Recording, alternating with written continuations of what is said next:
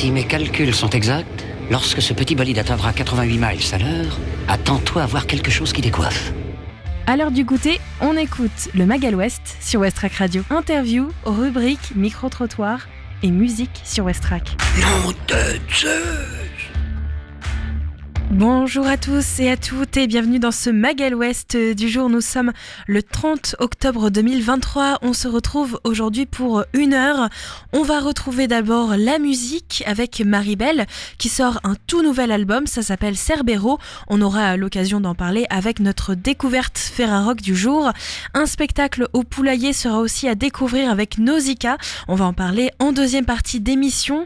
Le terminal méthanier flottant a été mis en service le jeudi 26 octobre. C'est le titre de ce Flash Info du soir que l'on aura dans quelques instants. Et puis aujourd'hui, puisque nous sommes lundi et qu'on entame une nouvelle semaine, on va retrouver Michel pour parler de la cuisine. Et comme Halloween arrive demain, eh bien je lui ai proposé de nous sélectionner quelques recettes quand on a envie d'inviter la famille, les amis, pour faire une soirée film d'horreur ou tout simplement une soirée un peu spooky. On parlera donc de quelques recettes d'Halloween avec Michel en deuxième partie d'émission. Voilà ce que je vous propose donc pour ce Magal West du jour. Merci comme toujours d'être au rendez-vous et on va commencer par la météo. On va se retrouver tout de suite autour de la météo puisque aujourd'hui le soleil va se coucher à 17h42 et on va donc perdre 3 minutes de soleil.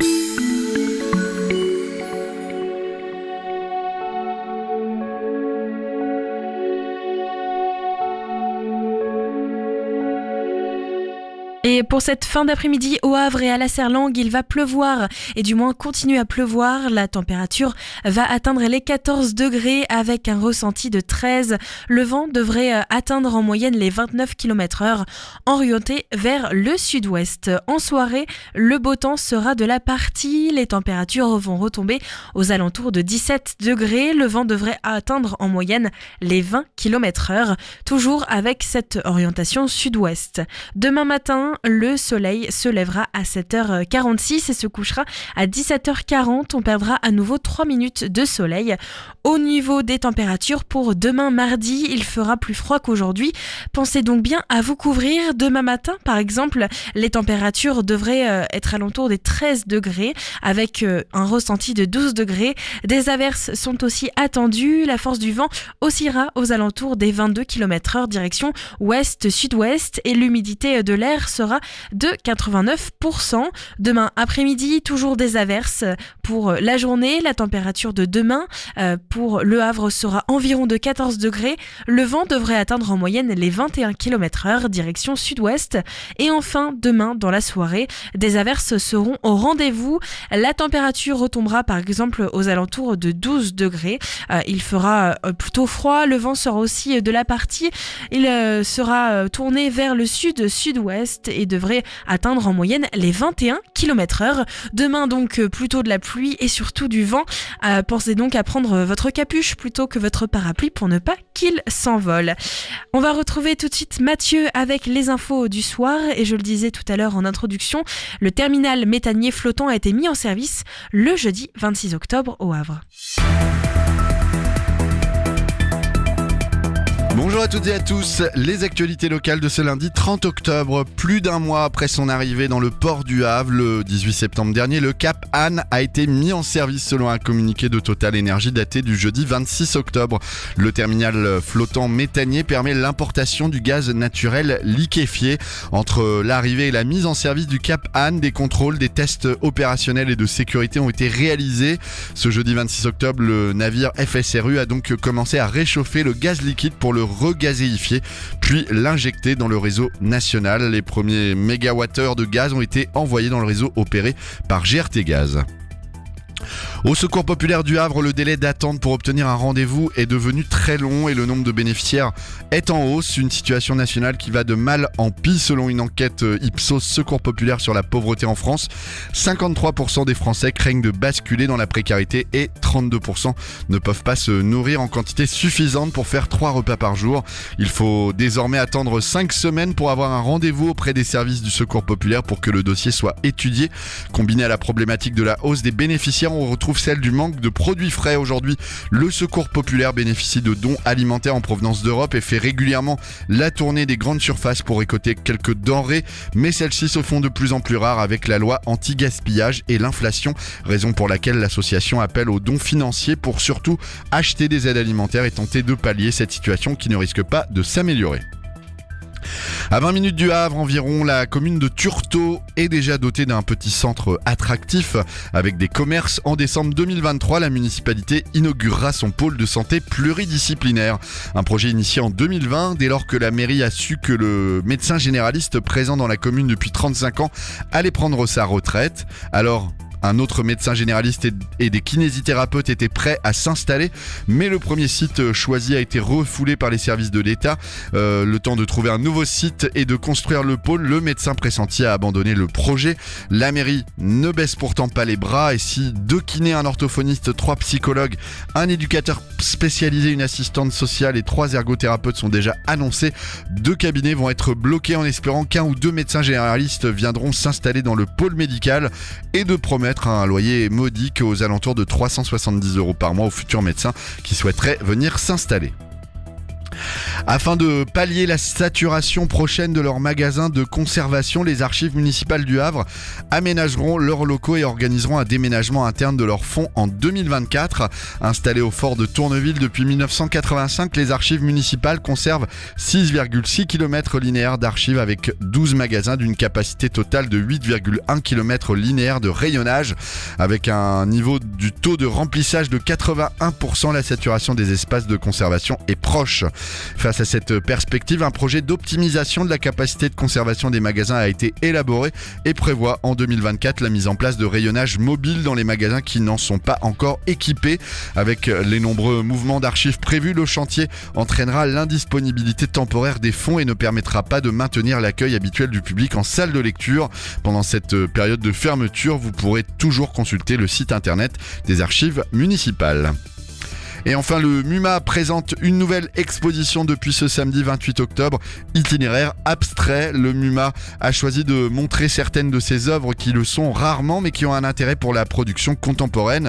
Cette exposition rassemble sur un parcours de quelques 80 œuvres, essentiellement des toiles ainsi que quelques sculptures et des tapisseries des artistes qui ont une influence fauve ou cubiste. Le MUMA nous exempte des écoles d'art abstrait pour se concentrer sur les grands axes de ce mouvement. Une lecture qui n'est pas historique mais plutôt thématique, de la nature morte au paysage puis des matériaux. Dans cette dernière section, les œuvres sélectionnées montrent comment les artistes se sont laissés guider par la matière et ses propriétés. L'exposition itinéraire abstrait est visible depuis ce samedi jusqu'au 31 mars 2024. Merci Mathieu. Et puis à Fécamp, c'est la céramique qui permet un lien social. Ludivine Mercier diversifie ses activités vers la céramique et propose des stages éligibles au compte professionnel de formation, une passion qu'elle transmet à différents publics. Dans son atelier Qui l'eût cru à Fécamp, mais aussi dans des EHPAD pour des associations d'insertion. En décembre, Ludivine va par exemple élargir l'éventail de ses activités, sessions qui seront financées par l'État. À présent, Ludivine est donc référencée Calliope. Grâce à cette certification du ministère du Travail, la Fécampoise peut donner un aperçu concret de son métier à des candidats à la reconversion. L'objectif de ces formations, c'est de permettre aux stagiaires, en 5 ou 10 jours, d'appréhender concrètement le métier de décorateur céramiste ou celui de tourneur en céramique. Des profils qui séduisent les personnes en quête de changement professionnel. Une initiative aussi pour se changer les idées et pour pratiquer une activité qui aura peut-être de l'avenir. Alors l'atelier Qui l'eût cru, c'est au 15 place Saint-Étienne à Fécamp.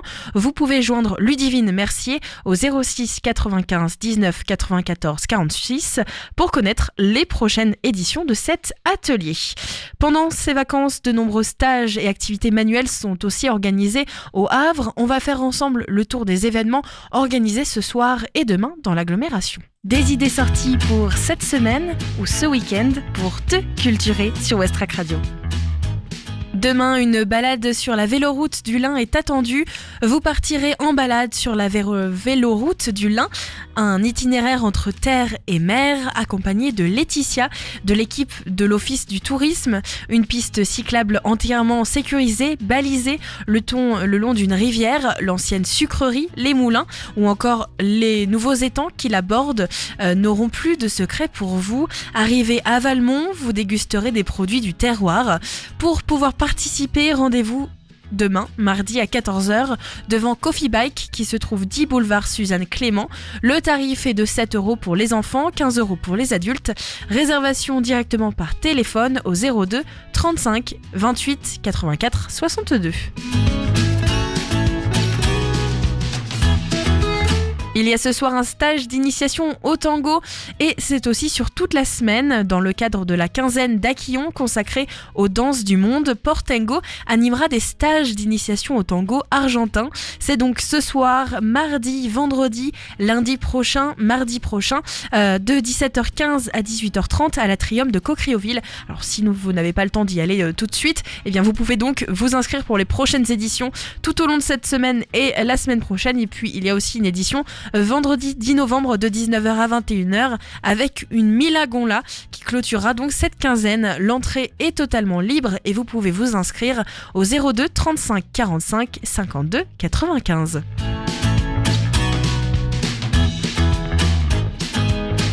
Et ce soir, il y a aussi un spectacle, ça s'appelle La Cour des Miracles. La souveraineté confortable des marchands de Paris est ébranlée par les bohémiens et voleurs d'en bas à travers leur recherche de justice, mais aussi leur rivalité et leur amour. Entrez dans l'univers fascinant de La Cour des Miracles. C'est une comédie musicale jouée sous le chapiteau ce soir à 20h au Cap de la Hève. La billetterie en ligne est toujours disponible. Sur place, vous pouvez aussi prendre votre billet, c'est à partir de 5 €. La billetterie est sur le site de la Cour des Miracles, sur le site Billets Web ou directement sur le site de Sainte-Adresse. Et c'est donc ce soir à partir de 20h. Voilà de quoi occuper votre soirée pour demain aussi. Et pour occuper vos oreilles, eh bien, je vous propose de découvrir un nouvel album. On commence une nouvelle semaine, on commence donc de nouvelles découvertes musicales avec la Ferrarock. C'est Maribel qui nous propose son tout nouvel album qui s'appelle Cerbero. On va donc l'écouter, découvrir plusieurs de ses morceaux et on se retrouve après pour la deuxième partie de l'émission avec Michel qui nous présentera plusieurs recettes. Westrack et la Fédération des radios associatives Musiques Actuelles, la Ferrarock, vous partagent la découverte musicale du jour.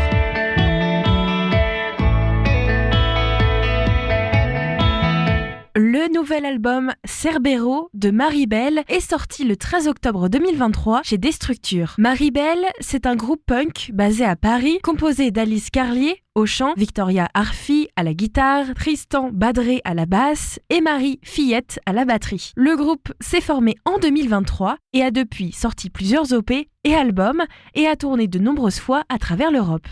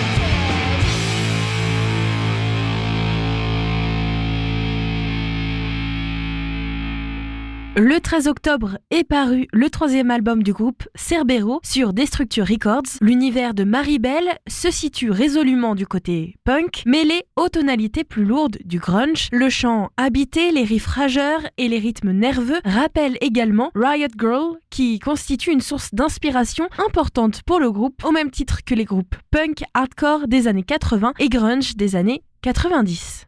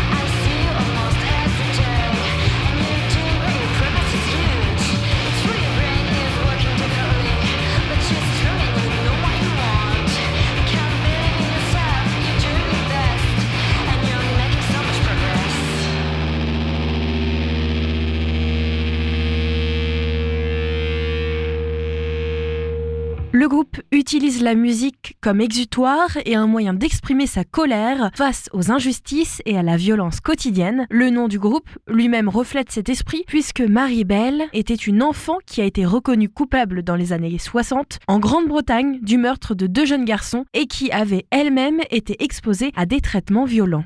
L'album est déjà disponible partout et vous pouvez retrouver toutes les informations en plus sur le site de Westrack ou directement sur le site de la ferrarock.org.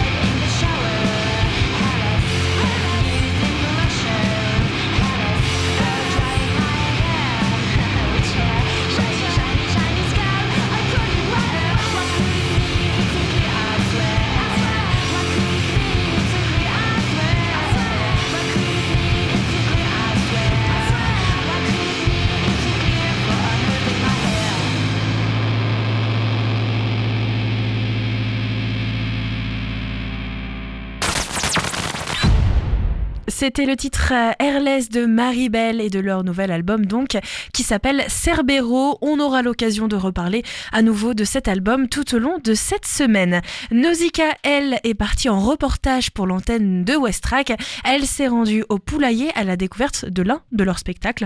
On écoute donc ce petit reportage et puis juste après on retrouve bien sûr Michel pour nous parler cuisine.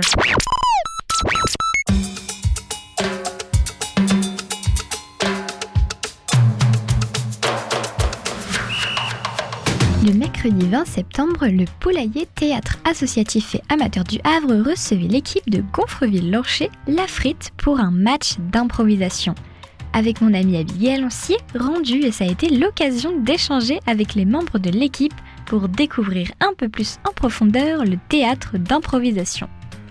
Je m'appelle Camille, je fais partie de La Frite depuis 15 ans, 20 ans à peu près. Moi je fais partie de la catégorie des gens qui ne jouent pas sur scène mais qui assistent à tous les matchs et qui aident en backstage les copains qui jouent. Nous on est tous bénévoles donc on a beaucoup de responsabilités dans cette association, c'est-à-dire que pour faire tourner un match, il n'y a pas que les joueurs, il n'y a pas que l'arbitre et le MC, enfin il n'y a pas que le staff de scène, il y a aussi le staff hors scène, donc la musique, la lumière, les entrées, la caisse, la billetterie, le catering. C'est des postes qui sont aussi importants que les postes scéniques et qui font tourner l'association au mieux. Moi je suis nouvelle au Havre, je viens de découvrir cette association. Ça fait combien de temps qu'elle existe ? Alors elle a été créée en 1991, donc ça fait 32 ans. Et on a fêté les 30 ans il y a 2 ans du coup.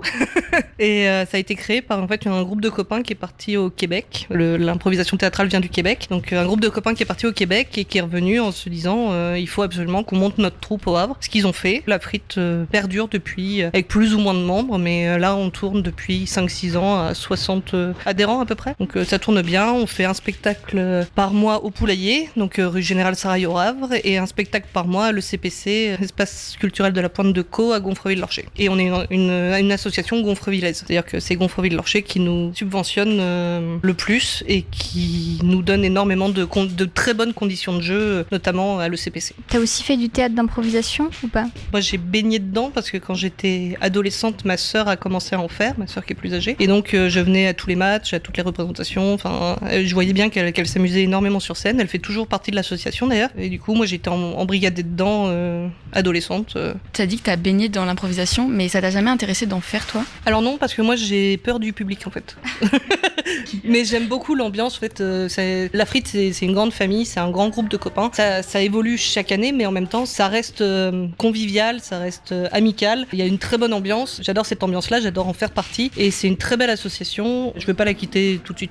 Et j'ai vu que du coup c'était interactif avec le public. Le concept d'un match d'improvisation, c'est qu'il y a un arbitre, il y a 2 équipes et le public du coup participe en votant à la fin de chaque improvisation quelle équipe ils ont préféré voir sur scène. Après on peut leur demander des thèmes, après c'est l'arbitre qui choisit, mais il peut leur demander des thèmes, il peut leur demander des lieux, c'est vraiment interactif avec le public dans le sens où le public peut être acteur de l'improvisation en elle-même. Des fois on fait même venir des gens sur scène pour des catégories spécifiques où les gens doivent prendre des positions ou sont partie prenante de l'improvisation, enfin voilà. Les matchs du coup, c'est combien de la fréquence ? Alors au Poulailler, on en a un tous les mois, c'est le mercredi, et à l'ECPC, c'est aussi généralement un par mois sauf en mars, et on a un grand tournoi international sur le week-end de la Pentecôte. On invite 3 équipes internationales francophones généralement, et ils viennent pour 3 soirs de match avec 2 matchs par soir. C'est sur le week-end de la Pentecôte, donc vendredi, samedi, dimanche. Et est-ce que l'équipe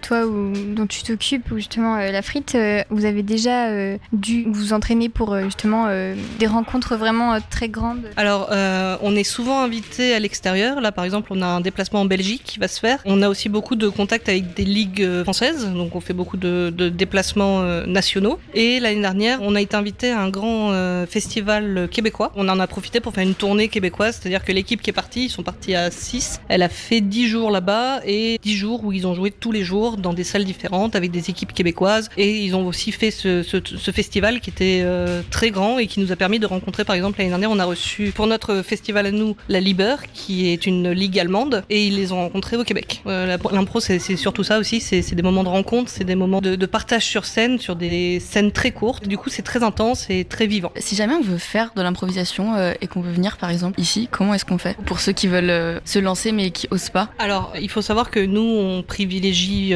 beaucoup le spectacle, donc généralement on met pas des novices sur scène. On attend qu'ils aient appris le fonctionnement de l'impro parce que c'est un fonctionnement particulier, c'est comme le théâtre, il faut avoir les trucs, il faut avoir la connaissance, le bagage culturel pour pouvoir faire de l'impro. Mais après, n'importe qui peut se lancer. Là, on a des gens qui sont encore en études, aussi bien que des gens retraités qui veulent s'y mettre. Il faut juste se lancer, il faut pas avoir peur, il faut venir nous rencontrer et on vous expliquera la marche à suivre. C'est pas très dur, faut adhérer, c'est 45 € l'année, c'est pas très cher. Et après, nous, on vous entraîne tous les mois, enfin toutes les semaines, à justement avoir tous ces trucs pour vous lancer sur scène. Moi, je m'appelle Julie, j'ai 34 ans et je fais de l'impro depuis 12 ans. T'as directement été intéressée par le théâtre d'improvisation ou d'abord tu t'es tournée vers le théâtre Je faisais pas du tout de théâtre, c'est quelque chose que... C'est même pas que ça m'attirait pas, j'avais pas forcément baigné dedans. J'ai ma meilleure amie qui connaissait la frite depuis petite, qui allait voir tous ces spectacles. Et en fait, elle a pas voulu se lancer toute seule. Donc j'ai été la bonne copine qui s'est lancée avec elle. Et en fait, j'ai accroché dès le premier entraînement. Au final, j'y suis toujours et ça m'a énormément plu. Est-ce qu'il y a des exercices spécifiques qu'on fait avant un match? Alors,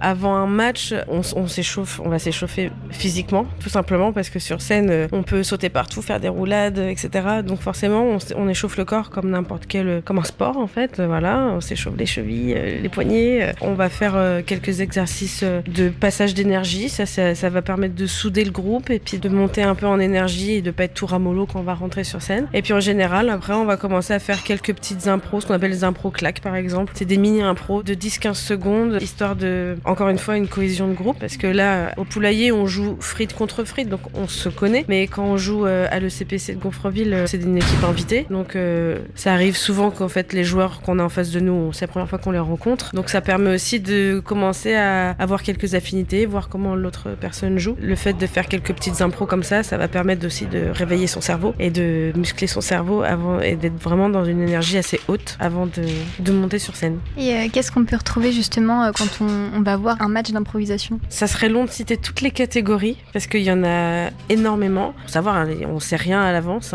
La seule chose qu'on sait peut-être une heure avant de monter sur scène, c'est les catégories qu'il a envie d'aborder. C'est juste histoire d'expliquer et qu'on ait tous la même info sur quelle catégorie va tomber le soir. Mais sinon, tout ce qui est thème, etc., on sait rien à l'avance. Il peut y avoir des impros qu'on dit libres, c'est-à-dire qu'il n'y a pas de catégorie, il y a juste un thème et on crée une histoire. Et puis il peut y avoir des impros avec des catégories. Alors ça peut être aussi bien des catégories de style, par exemple faire une impro à la manière de Pagnol, Molière, de science-fiction, western, etc. Et puis il peut y avoir des improvisations, moi je l'appelle un peu plus poète-poète, dans le sens où ça va être des impros avec accent, des impros où on a des positions particulières à garder, des contraintes physiques, ça peut être des contraintes d'accent ou même des contraintes scéniques qui sont imposées. Est-ce que cet exercice d'improvisation il t'aide un peu dans la vie de tous les jours En réalité, je pense que c'est une réponse logique que je veux dire, mais rien que dans la prise de parole, ça aide forcément même dans la confiance en soi. Voilà. Non, en vrai, c'est ça. Et dans la spontanéité, la manière de répondre quand on a des questions dont on n'avait pas les questions avant et qu'on doit répondre de manière spontanée. Donc je dirais, prise de parole et confiance en soi, ça s'applique au quotidien. Alors, il va y avoir une improvisation pensée. Donc, une personne de chaque équipe. Ça va être limité en nombre de joueurs. Et à chaque fois, vous allez rentrer à deux. Donc, par exemple, l'équipe rouge, une personne sur scène, une autre personne qui va être sur le bord de la scène. Là, c'est de la pensée intérieure. Voilà. C'est la pensée intérieure de la personne. C'est un peu comme un doublage. Comme dans les romans photos. C'est la doublage de la pensée. Oui, question. Est-ce que c'est croisé? Voilà. Alors moi c'est Emeric ou Meumeu, ça dépend en tout cas en improvisation c'est Meumeu. Et je suis arrivé en septembre 2012, donc ça commence à faire. Et sinon oui, moi je suis arrivé un peu par hasard, j'ai vu la lumière, je suis rentré. Et depuis je suis jamais reparti, parce que c'est vraiment une bande d'amis un petit peu déjantée. Et ça permet vraiment de s'exprimer après une journée de travail ou n'importe quoi. C'est l'exutoire, on s'amuse, on s'éclate. Et en plus de ça on peut s'éclater avec le public. Je m'appelle Lila, je fais de l'impro depuis, plus de 10 ans, ça date, ça me rajeunit pas. J'ai toujours fait de l'impro au sein de la frite. Auparavant, j'ai fait aussi un peu de théâtre de texte, mais j'aime bien la frite pour tout le côté justement impro, folie, lâcher prise, etc. Voilà. C'est quoi votre rôle dans les matchs d'improvisation? Alors, ce soir, on est sur ce qu'on appelle un match classique parce qu'il y a plusieurs types de spectacles d'impro. Là, on est vraiment sur un match, donc avec un arbitre, un MC et 2 équipes. J'ai la chance d'être la maître de cérémonie avec Emeric. public. Le MC va vraiment mettre l'ambiance, expliquer les catégories au public. C'est un peu un sorte de lien en fait entre ce qui se passe sur scène et le public pour vraiment leur expliquer aussi le maximum. Voilà, comme tout maître de cérémonie, c'est mettre l'ambiance, quoi. Et du coup, toi, ce soir, tu es arbitre. C'est quoi le rôle ou les rôles d'un arbitre, justement ? Les rôles d'un arbitre, ça va être un petit peu comme l'arbitre dans un match, d'un match sportif. On est là pour que tout se passe bien. Comme un chef d'orchestre, on va être là pour gérer le tempo. On va être là pour donner en fait les thèmes, les catégories pour les joueurs. Ils vont avoir à chaque fois un peu de temps de réflexion et là-dessus ils vont jouer. Nous on va être là pour s'assurer qu'évidemment ils respectent les catégories, qu'ils respectent le temps. On va être là aussi pour faire compter les points par le public et bien sûr on est là surtout quand ça se passe mal. Mais souvent quand ça se passe mal c'est pour rigoler, c'est un peu pour le folklore. Donc on va donner des fautes aux joueurs, on va être là aussi pour les remettre un petit peu à leur place s'ils prennent trop de place, etc. Donc en fait on est vraiment là un peu pour le folklore mais à la fois c'est un rôle de fond de scène. Donc on prépare un match à l'avance, on réfléchit à nos catégories,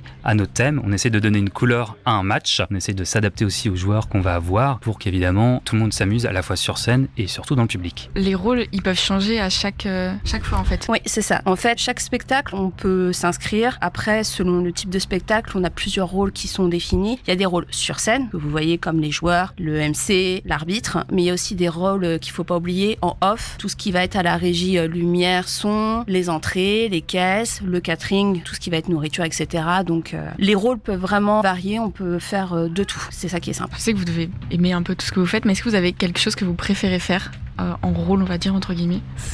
En fait, c'est des plaisirs différents. L'arbitre, ce qui va être plaisant, c'est de voir que tout se passe bien. On va avoir en fait juste ce côté un peu stressé de se dire, bon, j'espère qu'ils vont bien respecter les choses, j'espère que le public va apprécier ce qu'on a concocté en amont. Donc c'est vraiment un plaisir un peu plus subtil, alors que le joueur, ça va vraiment être des plaisirs sur des vagues très intenses, c'est-à-dire, oh, ça fonctionne, c'est super, c'est génial. L'improvisation d'après, peut-être que ça va un tout petit peu moins fonctionner. Donc on va dire, mince, j'aurais pu faire mieux, etc. Donc en fait, c'est plus fluctuant le joueur. Donc c'est des intensités un peu différentes. L'arbitre, ça va être une intensité un peu moyenne, alors que le joueur, on va passer par toutes les intensités, à la fois de plaisir, de frustration, etc. Donc en fait, c'est des rôles un peu complémentaires. Moi, il n'y a pas un rôle que j'apprécie plus parce que pour moi, peu importe le spectacle, qu'on soit sur un match classique, sur un concept ou sur un cabaret, chaque rôle est important. C'est la pierre d'un édifice et s'il y en a un qui foire, ça peut s'écrouler. Donc en fait, chaque rôle est important et c'est bien de pouvoir tous les connaître. Clairement, jongler entre un poste sur scène comme MC ou joueur ou alors être plutôt en off aux entrées ou autres, c'est tout aussi important pour moi. Merci à toute l'équipe de La Frite et au Poulailler qui nous ont tous très bien reçus. Ne manquez pas le prochain match d'improvisation qui se déroulera le 4 octobre ainsi qu'un spectacle improvisé le 22 novembre. N'hésitez pas à consulter leur site lafrite.fr pour suivre leurs aventures. Également, de nombreux événements et spectacles se tiennent au Poulailler tout au long de l'année. Plus d'informations sur lepoulailler-lehavre.fr. Merci Camille, en tout cas on note tout ça dans notre agenda. Alors vous le savez sûrement, j'en ai beaucoup trop parlé déjà la semaine dernière et puis cette semaine ça va reprendre. Moi j'adore Halloween, alors ça tombe bien parce que Halloween ça veut souvent dire aussi soirée sympa, film d'horreur, avec les enfants, le petit goûter, etc. Et donc parfois il nous faut être un peu inventif dans nos recettes et c'est pour ça que j'ai missionné Michel aujourd'hui pour nous présenter des petites recettes, goûter ou même pour les adultes, spécial Halloween. Ça va Michel ? Ça va bien, ça va Lucie.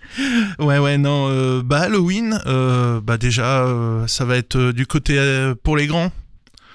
Les ados, les jeunes ados, les jeunes adultes, pour les fêtards, ça va être les bars déjà. C'est beaucoup l'endroit où on retrouve de soirées Halloween, c'est déguisé, vous avez le droit à un verre gratos, etc. Avec modération. Évidemment. Et maintenant ils font les softs aussi, je le précise, parce que j'ai regardé un petit peu ce qui se faisait. Et alors il y en a quelques-unes sur le Havre.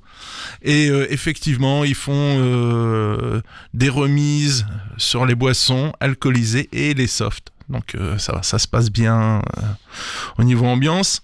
Petit cocktail, un truc, si on fait un truc entre copains. Alors, moi j'aime bien, il y a beaucoup les shooters. Qu'on fait beaucoup, au moins une recette de shooter, celle que je répète chaque année, mais qui est toujours super sympa. Un alcool blanc, donc du genre rhum ou vodka, voilà. Vodka, c'est plus neutre, c'est le côté peut-être le plus sympa. On en verse dans la moitié d'un shooter de la grenadine qui va se déposer au fond. Donc ça, c'est pour le côté gore. Un peu vampirique. Donc du coup, on a quelque chose de bien sucré au niveau du shoot. Et pour le côté un peu dégueu, on prend du Baileys qu'on va verser tout doucement à la main. Pas besoin de cuillère, c'est pas besoin. Et le Baileys va se figer. Donc ça va faire comme une petite cervelle qui flotte dans son formol avec le côté raisin au fond. Ça, et ça s'appelle une cervelle de singe. Donc ça, hop, cul sec. Il y a le côté gluant du Baileys en plus. C'est pas forcément un truc plus rigolo. Dans les trucs que j'aime bien, en plus c'est là parce que c'est bientôt, hein, c'est le 31, c'est après-demain. C'est demain. C'est demain. Donc alors c'est pas trop tard, ce soir on peut le faire. Les cocktails bonbons, ça pareil. Moi je prends une bouteille de vodka pour un paquet de 250 grammes de bonbons. Donc ça peut être, je vais en citer quelques-uns, les Tagada, des nounours, gélifiés, enfin, etc. On choisit, moi j'aime beaucoup Tagada, j'avoue. 250 grammes pour une bouteille de vodka, on met les bonbons dans la bouteille, c'est le plus galère. On ferme bien, au frigo de préférence. On mélange quand même au bout d'une heure. Mais ça se liquifie très rapidement et donc on peut faire ce qu'on veut. Quel est l'intérêt pour Halloween ? Avec les Tagada, on va obtenir notre rose, voilà, sanglant. C'est rigolo. Ouais, pas trop sanglant, mais si on prend des bonbons gélifiés rouges, bien rouges, c'est rigolo. Les Schtroumpfs, bah, ça va nous faire un truc bleuâtre, etc. Et en shooter, c'est sympa, bien frais. Alors tout ça avec parcimonie, modération, on se met pas mal, on est là pour profiter. Des plats, bah, qu'est-ce qu'on mange avec c'est bien de se faire, c'est la saison de la citrouille, du petit rond, du petit marron, de toutes ces courges. Alors, il y a la version un peu luxe, on va dire. On peut trouver des petites citrouilles, toutes petites portions. Donc là, on enlève le chapeau, on creuse à la cuillère. Dedans, on met ce qu'on veut. Végétarien, on peut mettre que du légume, champignons, un peu de courgettes, etc. Version provençale, hein, on peut le faire version provençale. On peut le faire avec de la crème ou de la sauce tomate, c'est vraiment selon son goût. On peut claquer ou pas un œuf dedans, ça aussi, ça peut être rigolo. Le truc qui est sympa, c'est que c'est rapide à préparer, c'est le côté portion, et on peut le mettre au four, c'est quand même 3/4 d'heure de cuisson, une demi-heure, 3/4 d'heure de cuisson, mais c'est chaud, c'est revigorant. Alors voilà, on peut faire la version grasse, hein, genre crème raclette, la version pas bien. On a moins de scrupules parce qu'on mange un légume. non, mais et surtout ça claque bien, quoi. Ça fait la petite citrouille posée sur l'assiette, une petite salade sur le côté. Ça se prépare, je disais, en amont, donc comme ça on passe vraiment la soirée avec les potes. Pendant que ça mijote au four, ou même on peut le pré-cuire et comme ça reste au four. On peut faire la version tartine, genre avec des courges longues, parce qu'il y en a aussi, là, façon petit marron. Bah, dans ce cas-là, on coupe des tranches, et on fait ça au format un peu pizza, quoi. Donc, c'est la version, si on est plus nombreux. Le truc, astuce, quand on a des recettes comme ça, à la citrouille, sur ces courges, c'est galère à éplucher. Donc faites gaffe à vos doigts parce que généralement on se coupe rapidement, on a tendance à forcer. L'astuce, si vous voulez l'éplucher pour votre recette, c'est de mettre votre courge au four pendant 10 minutes, le four bien chaud et la peau se décolle toute seule. Donc ça permet d'éplucher plus rapidement au lieu de galérer. Et moi ce que j'aime bien, c'est par exemple, vous prenez un petit rond, vous l'épluchez, vous cuisez, vous coupez en morceaux grossiers, vous faites revenir ça avec un peu de beurre, un coup de mixeur, et vous pouvez vous faire des hachis parmentiers, quoi. Donc ça c'est pas mal. On pose le plat au milieu, pareil, on le prépare le matin pour le soir, on pose ça au milieu de la table, c'est le plat à partager entre copains. En restant sur ce genre de produit. En dessert, aussi assez rigolo, donc la tarte à la citrouille, moi j'aime bien, alors, on mixe, on rajoute du sucre sur une pâte sablée tout simplement, pas besoin forcément de liant, on peut claquer 1 ou 2 œufs si vraiment que ça soit un peu plus compact.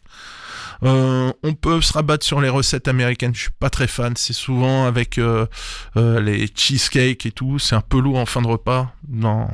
Si on a déjà mangé un chip parmentier avant, le cheesecake, il a du mal à passer après. C'est vraiment pour les gourmands. Ouais, là, voilà, c'est pour les gros gourmands. Moi, j'aime bien le côté tarte citrouille, voilà, juste une petite purée. Aller chercher les fruits d'automne pour agrémenter le truc, donc tous les fruits secs, noisettes, noix, amandes, qu'on peut poser dessus pour amener du croquant. En plus, ça permet de faire la déco façon Halloween. On fait une tête de mort avec les amandes. Voilà, on peut s'amuser. Ça, c'est le côté assez rigolo. En dessert, sinon, moi, ce que j'aime beaucoup, toujours sur une base petit marron, c'est le 4 quarts. Voilà, le truc tout con. Parce que un quart de farine, alors, on va dire 200 grammes de farine, 200 grammes de sucre, 200 grammes de beurre, 200 grammes d'œufs. Et là, c'est pas un 4 quarts, c'est un 5 quarts. Donc, on rajoute 200 grammes de citrouille ou de petit marron. Pas besoin de la pré-cuire. Moi, j'ai déjà fait des essais. Il faut juste couper en tout petits morceaux. En plus, c'est marrant, ça va garder un petit peu de croquant. On peut jouer. Alors, là, je sais, c'est l'épice qui fâche, la cannelle. Ça, c'est vraiment ambiance américaine. Voilà, c'est rigolo. Cannelle, justement, pour aller sur un dessert annuel Halloween. J'allais dire Noël, non, c'est pas encore.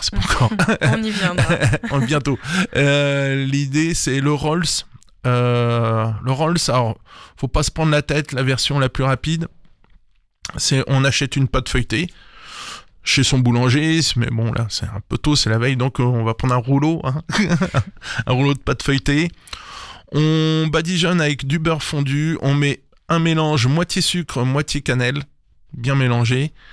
On dépose dessus, on roule notre pâte.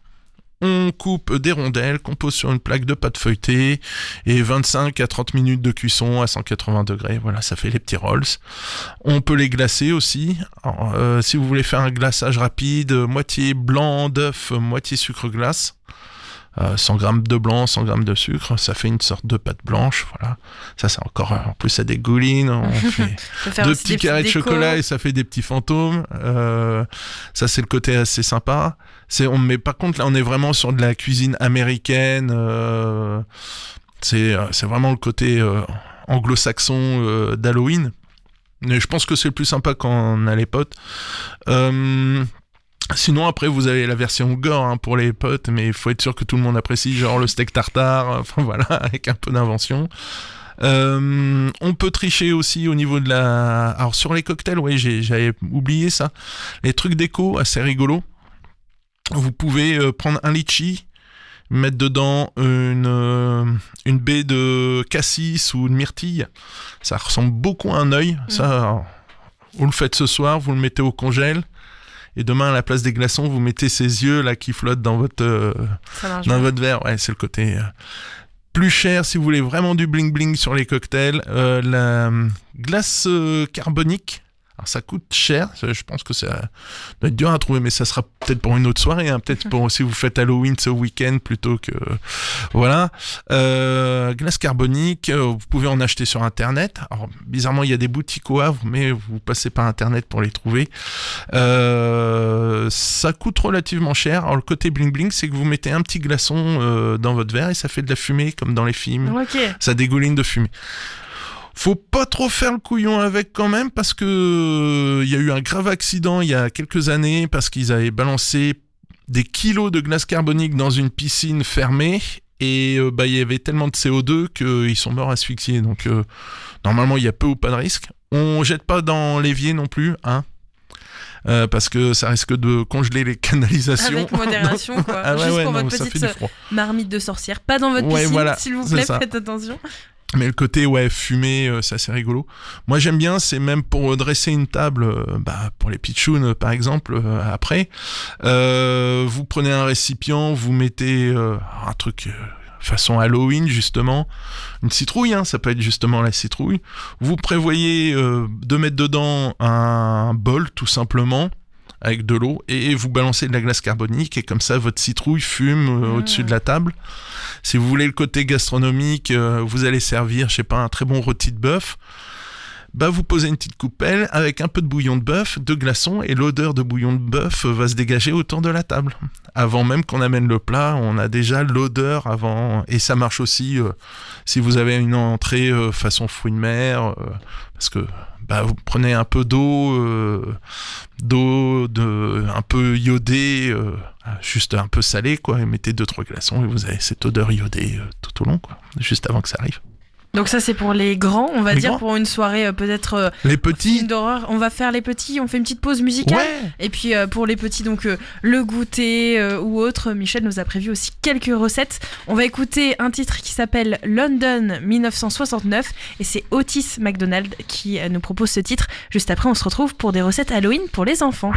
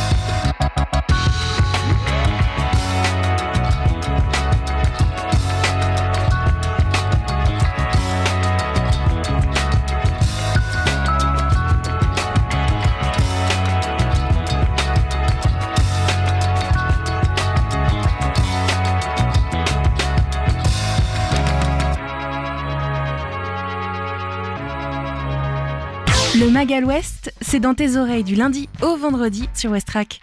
C'était le titre London 1969 à l'instant sur Westrack Radio. Il est 17h49. Vous êtes toujours dans votre Magal West en compagnie de Lucie et de Michel aussi qui nous propose des petites recettes pour demain, pour Halloween. Alors là, on passe sur la partie enfant, plutôt justement sur le petit goûter. Atelier gamin, voilà, le aussi, truc ouais. à faire avec vos enfants, même avec les ados, ça marche.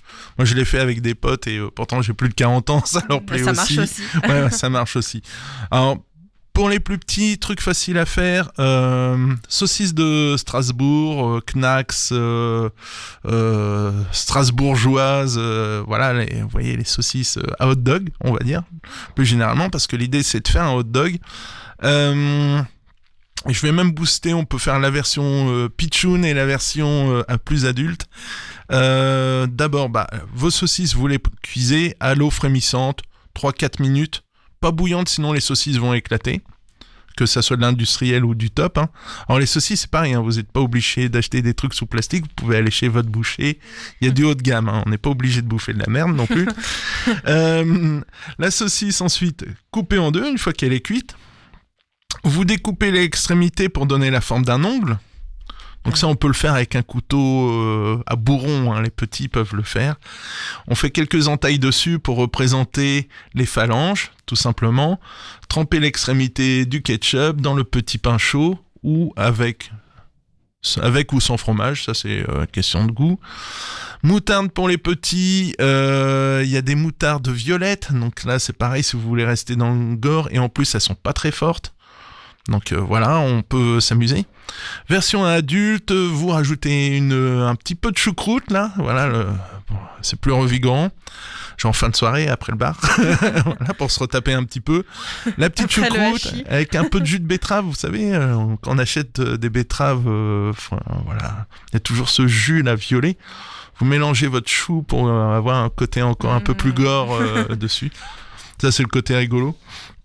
Une petite recette que j'affectionne chaque année, c'est des œufs mimosa. Alors, pas forcément simple, donc forcément accompagné d'un adulte.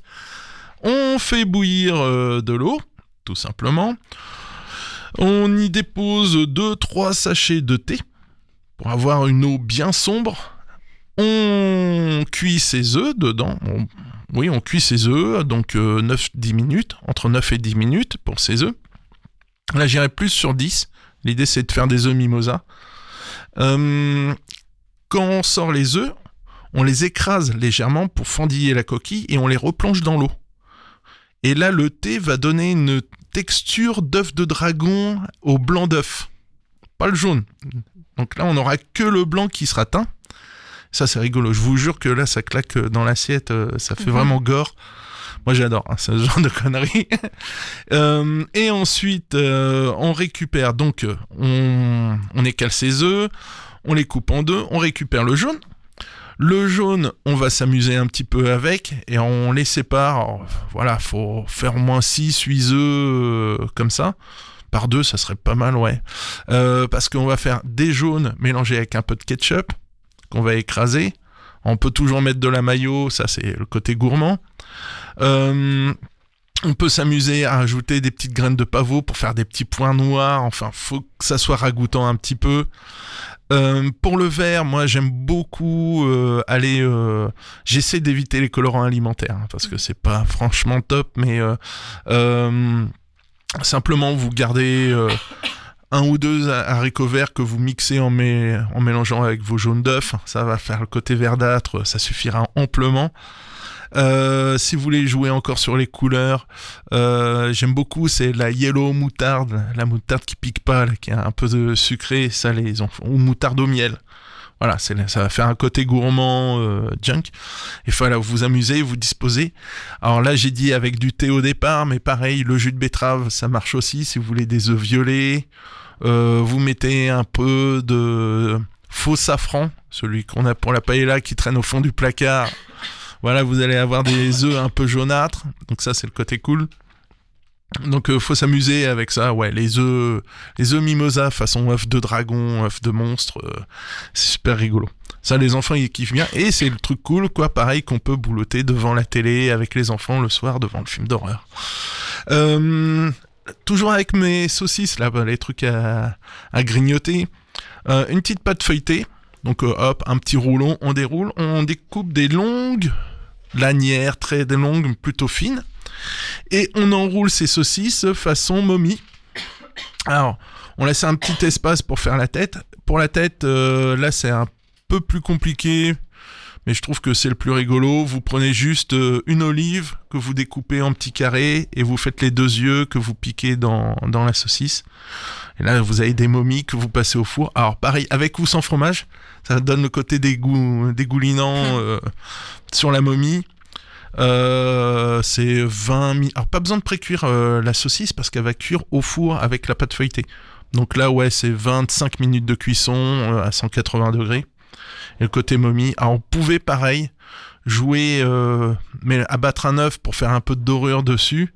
Et dans la dorure, vous vous amusez, un peu de jus de betterave, etc. pour faire du violet. Couleurs, ouais, voilà. Faut jouer sur ces couleurs vraiment un peu gore. Du sucré quand même, parce que les pitchouns, c'est ce qu'ils aiment le plus à Halloween. Alors, un truc déjà tout simple. Si vous avez des enfants qui ont plein d'allergies ou qui ont trop de sucre, etc., vous prenez du jus de fruits, vous prenez un gélifiant naturel, genre agar-agar, vous respectez les proportions. Alors l'agar-agar, je vais peut-être dire une bêtise, je crois que c'est 10 grammes au litre. Donc une bouteille de jus de fruits, bio encore, ça pourrait être très sympa. Et le truc, c'est d'avoir des moules en forme d'araignée, de verre, etc. Et donc là, c'est amusant parce qu'on peut le faire avec les gamins. On fait chauffer son jus de fruits, on le tiédit juste pour incorporer le gélifiant. On met ça dans les moules et le soir, on récupère ces bonbons 100% fruits, sans sucre ajouté. Et fait à ça, la maison et ouais, fait par à la les maison, enfants ouais. en plus. Donc, Et en plus, alors, c'est pas très alimentaire, mais ça marche quand même. Les moules pour pâte à modeler, je citerai pas de marque, ça marche bien. Hein, pour la plage, si on veut des trucs façon un peu araignée, étoile, voilà, donc ça marche bien. Pour les tout petits, je peux encore? Ouais. Allez, vas-y. Encore une ou deux. Allez. Une ultra facile avec les tout petits, vous faites chauffer fondre du chocolat. Alors pourquoi ça marche bien? Alors parce que c'est 30-35 degrés, donc il va pas se brûler après avec, ça sera chaud, mais et en plus ces mains chaudes vont faire que le chocolat sera bien. Si vous avez la poche à pâtisserie, si vous n'avez pas le sac de surgelé, vous mettez votre chocolat fondu à l'intérieur, vous coupez l'extrémité tout petit, faut vraiment que ça fasse un peu comme un stylo. Et là, tout couillon, vous coupez des bananes en deux et on dessine la bouche et les yeux d'un fantôme. Voilà. On garde son chocolat, le restant quand même à côté pour faire une petite saucière. Alors, si vous voulez faire une petite sauce, moi, généralement, je fais moitié chocolat noir, moitié chocolat, moitié lait. Moitié crème, crème liquide. 3 minutes au micro-ondes, vous mélangez le tout, voilà, vous avez une sauce chocolat chaud, et comme ça on prend les bananes, on les trempe dans le chocolat chaud, pareil c'est le truc, et ça c'est super facile à faire. Et puis c'est bon, ouais. En plus. Alors le truc qui plaît aussi, le popcorn. Le truc, parce que, ouais, le truc, c'est de regarder des films d'horreur avec les petits, quand même. Il y a Saw 10 au cinéma. Non, non, pas celui-là. Peut-être pas pour celui-là. Des films pas celui-là, de famille. Bon, les Gremlins. Voilà, les Gremlins, c'est bien avec les petits. Le popcorn, moi, la meilleure astuce, c'est le micro-ondes, sincèrement. Parce qu'on évite beaucoup de dégâts, de salir, de se brûler. Moi ce que j'aime bien c'est acheter du popcorn en vrac. Pourquoi? Parce qu'après je vais prendre un grand saladier en plastique pour éviter que ça fasse des étincelles quand même dans le micro-ondes. Au fond je vais y mettre ce que j'ai envie, c'est-à-dire soit du sucre, soit on peut saler. Alors saler on sale à la fin, donc on l'éclate à sec, mais vous mettez un peu d'huile ou un peu de beurre, ça c'est une question de goût. On peut mettre déjà son sucre au départ, ça va caraméliser déjà votre popcorn. On peut le faire au chocolat. Alors chocolat c'est gore, hein. Ça sort moche, mais par contre qu'est-ce que c'est bon. Pâte à tartiner, etc. En fait, vous mettez au fond votre base qui va aromatiser votre popcorn. Vous mettez vos grains. Alors moi généralement pour un bon saladier, je mets 3 cuillères à soupe de graines de popcorn, de grains de maïs. Je couvre, je prends un papier film sur le dessus, je perce 2-3 trous quand même sur le dessus pour que la vapeur s'échappe et je mets 3 minutes, c'est en watts, c'est 850 watts maxi quoi.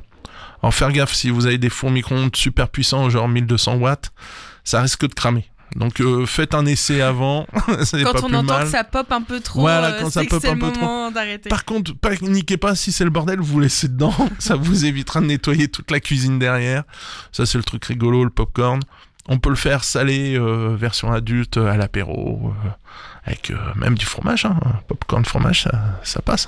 Hein. Ok, je connaissais pas le popcorn fromage. Ah ouais, faut oser, mais en fait c'est neutre le popcorn, ça peu ou pas de goût, c'est... Eh ben merci Michel pour toutes ces recettes à faire demain du coup. On va peut-être les tester dans le studio demain parce qu'on a une émission spéciale Magal West Halloween avec Camille qui sera avec moi. Pourquoi pas se tester des petits popcorn ou quoi. On va tester les recettes, on t'enverra des photos. Je sens que la cuisine du studio va cramer. Bon, on te dit à la semaine prochaine pour d'autres aventures culinaires. Et puis nous, on se quitte comme toujours en musique. Le titre que je vous propose d'écouter s'appelle Modern Vision. C'est Mock Media qui nous chante ce titre. Et nous, on se retrouve donc demain à 17h pour une émission spéciale Halloween. Votre Magal West sera aux couleurs d'Halloween. Et puis, je vous dis une très belle soirée et on se quitte en musique.